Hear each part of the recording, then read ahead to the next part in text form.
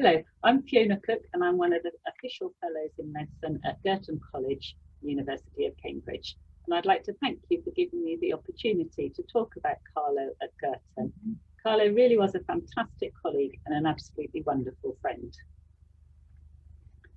Carlo first came to Girton in 2010, initially as a supervisor for the second year undergraduate course in human reproduction and endocrinology.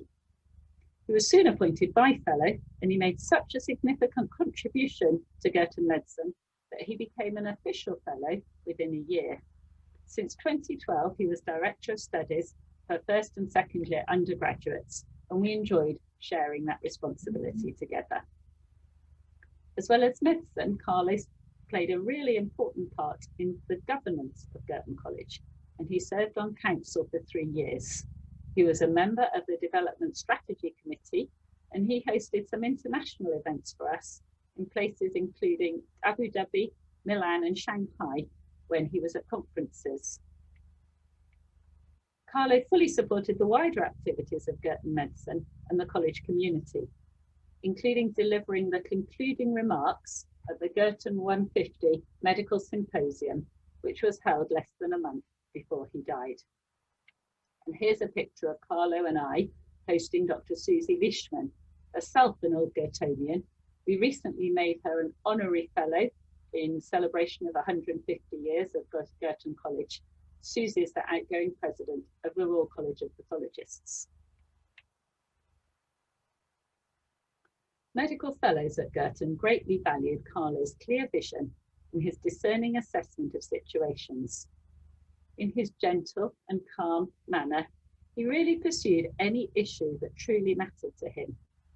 In fact, Carlo embodied Girton's ethos of excellence and inclusiveness. He was always looking for the potential in students and opening up new opportunities for them. Carlo had a fantastic influence on students during their formative years by being supportive and encouraging. And he was really well respected by the student body. Girton medical students not only appreciated his teaching, but they also confided their concerns to him. This continued when they started at Addenbrooke's for clinical school, and they came across Carlo again in paediatric training. In fact, a large proportion of our recent graduates have chosen to train as paediatricians. I wonder why that might be. In 2017, Carlo wrote an article for the Development newsletter, which was sent to many supporters and old Girtonians. And I'd just like to read you some of Carlo's words about his time at Girton. Carlo said, "It is a great honour and privilege to teach students at Girton. I joined the college in 2010 as official fellow in medicine and then stepped up to become Director of Studies, a role that helps nurture and mentor the preclinical students. I very much value the pastoral as well as the academic quality of the college environment. As half of my time is dedicated to seeing patients, life is busy and supervisions happen mostly in the evenings. Much careful planning is needed as I juggle 3 roles: teaching, research, and patient care. But the game is in the variety of work and interaction with young people who are starting out in my profession. As I write, we are immersed in interviewing the next cohort of aspiring medical students. The key qualities I look for are a keen interest in and a desire to pursue medicine. The brightest and best must also have great determination to succeed. They will become the clinical scientists of the future. Girton has a strong track record in medicine from its earliest years, and I am immensely proud to be part of that continuing tradition."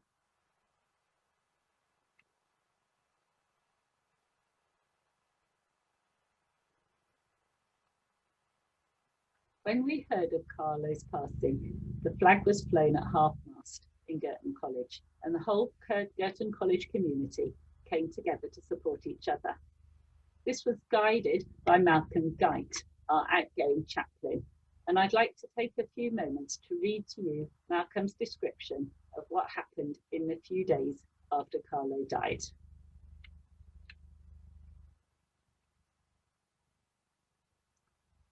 I opened the chapel after formal hall on Thursday as a place together to keep vigil, light a candle, pray, and simply be with one another as we remembered and grieved for Carlo.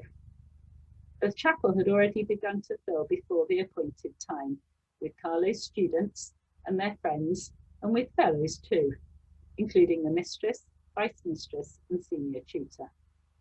We sat in complete silence, broken only by the sound of one or two people quietly crying, and then in silence, one by one, students began to go forward to the little table where I had placed the candles, Carlo's photo, and paper to write on.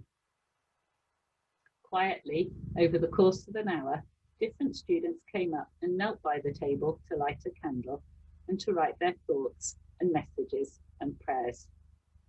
It was deeply moving to see and share in the grief, but also to see how students and fellows alike had their arms round one another for support. The mistress, vice mistress, and I stayed till after the last students had gone and remained together there for some time.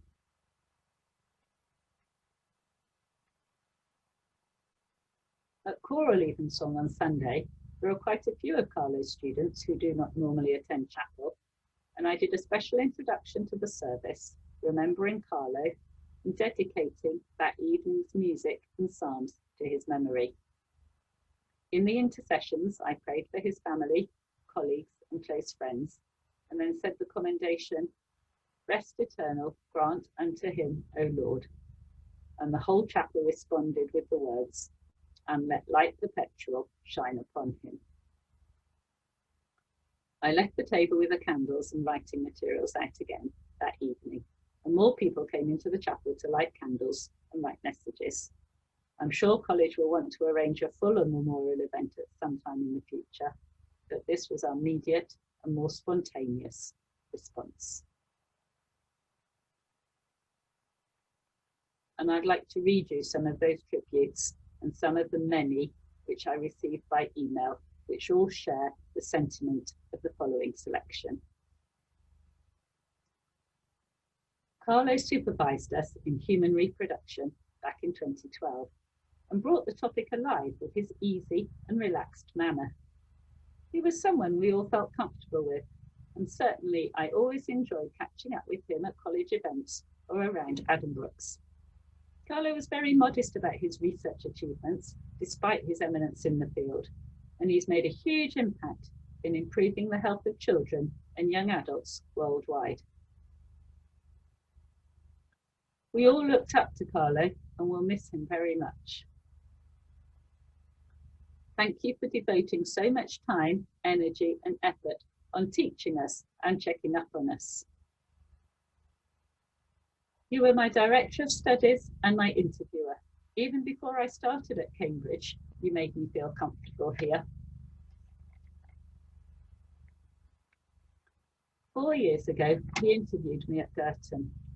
3 years ago, he welcomed me to the course as my director of studies. Last year, he welcomed me back after a lengthy intermission, and he sat there and listened to me tell him all my hurt and all of my struggles, and he just stayed calm and helped me go forward. You brought me out of my shell in supervisions. You were a mentor, a guide to life, as well as a teacher. You were an inspiration, and you shaped the kind of doctor I want to be more than you could ever know.